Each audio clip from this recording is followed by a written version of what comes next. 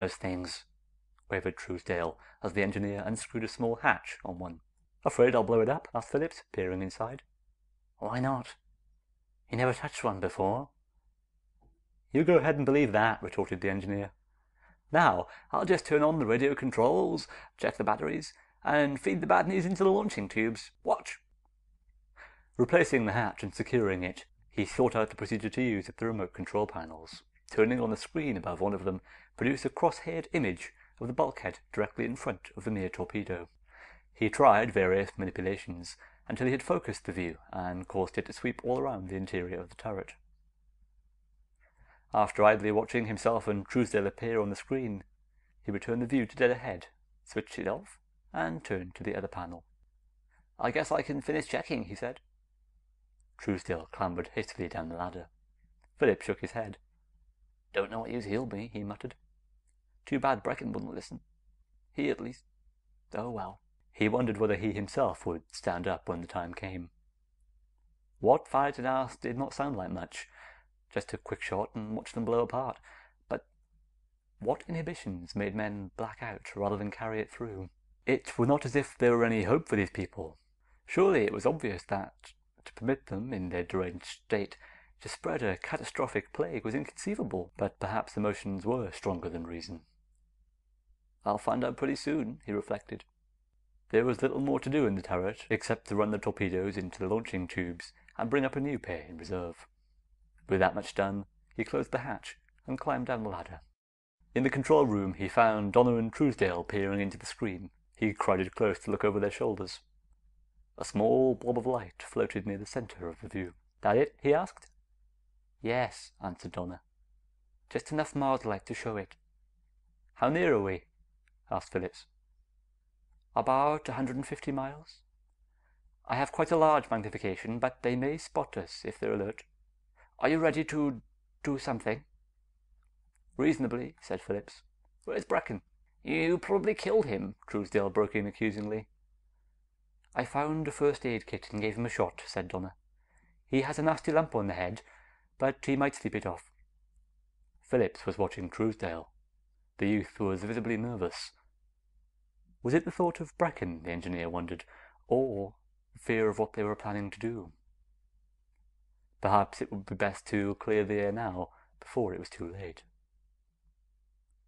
I guess you can handle it here, Donner, he said. Truesdale and I will go to the turret and stand by. The youth shrank away. No, I won't go up there again. You can't make me do this. Do what? Demanded Phillips. It's murder. You both know it is. They won't even have any warning. I hope not, said Phillips dryly. They might get us. You wouldn't put it that way, sneered Truesdale. You're homicidal at heart anyway. He turned on Donner, wiping perspiration from his forehead. Are you going to let him do it? He shrilled. Are you going to help him commit such a crime? The girl stared at him with a worried look in her blue eyes, but said nothing. Come on, Truesdale, said Phillips, making an effort at a peaceful, persuasive tone. It'll be either their lives or ours if they spot us, and millions more if they get by. They'll be too desperate to think of us. Do you want to die? The instant he spoke the words, he remembered the other's record and wished he'd kept quiet. He saw a strange, wild expression creep over Truesdale's features. It changed into a look of hateful cunning as the youth began to sidle toward the door. I'm not afraid to die, he boasted in a low-pitched but tense voice. But how about you, Phipps? How about the big, brutal space engineer who is proud of smashing men's skulls against steel walls? Who would like nothing better than to blow up a shipload of innocent people? How do you really know they're dangerous? But you don't care, do you? Truesdale, snapped Phillips. Calm down. I'll calm you down with me, shouted the other hysterically. I'll show you who's afraid to die. He ducked through the door toward which he had been backing. Phillips lunged after him, just barely missing a grip. On your toes, he shouted over his shoulder to Donner and turned on all jets. But Truesdale, driven by his peculiar fury, not only stayed ahead as they raced along the corridor, but actually gained. He was 15 or 20 feet out in front as they reached the midway point. Phillips, expecting him to take refuge in the rocket room, was completely fooled when Truesdale leaped for the ladder in the vertical well. He stumbled and grabbed a handrail to stop himself. The other was swarming upwards. Phillips sprang to follow. Hardly had he climbed half a dozen rungs, however, when he saw he was outdistanced. Truesdale's feet were already beyond the hatchway. Phillips waited for the airtight door to slam shut. It remained open. Then a thrill of instinctive fear shot through him as he thought of what Truesdale might do, probably was doing at that very instant. Throwing his feet clear of the rungs, he plunged back toward the deck, guided only by his hands brushing the sides of the ladder. As Phillips reached the junction of the passages, he kicked desperately away from the ladder. He landed with a thump that would have hurt had he been in a calmer state. Rolling over toward the control room, he came to his feet in time to glimpse Donna looking out the doorway before a jarring shock floored him again. The deafening roar of an explosion sounded in the corridor, as a brilliant light was luridly reflected from somewhere behind him. The bewildering force hurled him at the deck. He saw he could not prevent his head from striking. Phillips found himself on hands and knees, staring stupidly at the deck a few inches past his nose. As in a nightmare, he seemed to spend an eternity pushing himself painfully to his feet. Clutching a handrail, he finally made it. He saw Donna kneeling in the doorway, hand to head. As he watched, the girl looked at her hand and dazedly pulled out a handkerchief to wipe off the blood. Then Phillips became aware of a high breeze in his face. Behind him, the sound of rushing air rose to a moan, then to a shriek. That shocked him to his senses. "Button up!" he screamed above the noise, bringing his hands together in an urgent gesture understood by all spacemen. As the girl staggered to her feet, he whirled and leaped toward the junction of the cross corridors. He wasted no time in a vain glance upwards. He knew what Truesdale had done. Only setting off the torpedo's rockets in the enclosed turret compartment would have caused such an explosion just severe enough to rupture the ship's skin. If the warhead had gone off, he never would have known it. Diving headlong through the opening in the deck, he experienced a dizzying shift of gravity as he passed through the plane of the main deck. When he had his bearing again, he scrambled up the ladder toward the belly turret.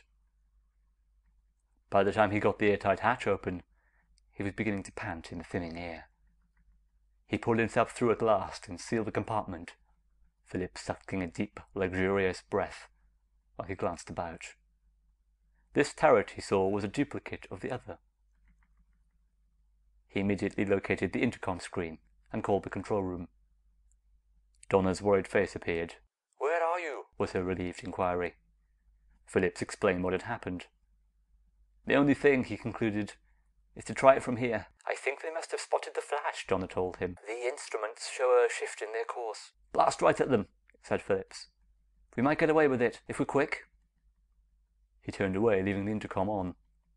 A few quick steps took him to the control panels in the bulkhead. Guided by his lessons in the other turret, and by faded memories of space school on Earth, he brought up 2 of the torpedoes. He checked the radio controls and ran the missiles into their launching tubes.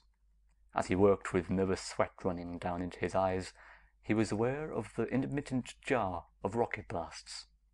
"Run them down," he muttered, trying to steady his hand on the controls.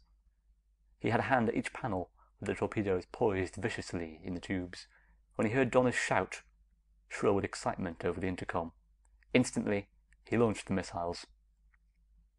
He started the rockets by remote control and scanned the screens for a sight of the other vessel. For a moment, his view was confused by the expanding puff of air. Then that froze and drifted back to the hull, and he could see the stars. Donna's voice, strained but coldly controlled, came over the intercom with readings from her instruments.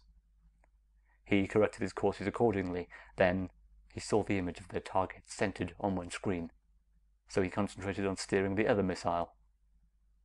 He made the nose yaw, but was unable to locate anything on its screen. "You're sending one of them too far above, I think," Donna reported. "I have something wrong," he shouted. "I can't spot them at all for that one. The jets must be out of line and shooting it in a curve." Nevertheless, he fired a corrective blast on the weight of a guess before returning his attention to the first torpedo. This one was right on the curve. He could see the massive hull of the cruiser plainly now. It was almost featureless until, as he watched, several sections seemed to slide aside. The screen showed him a momentary glimpse of a swarm of small, flame-tailed objects spewing forth from one of the openings. Then the view went dark. "Interceptor rockets with proximity fuses," he muttered. They'll be after us next, crazy, mean, and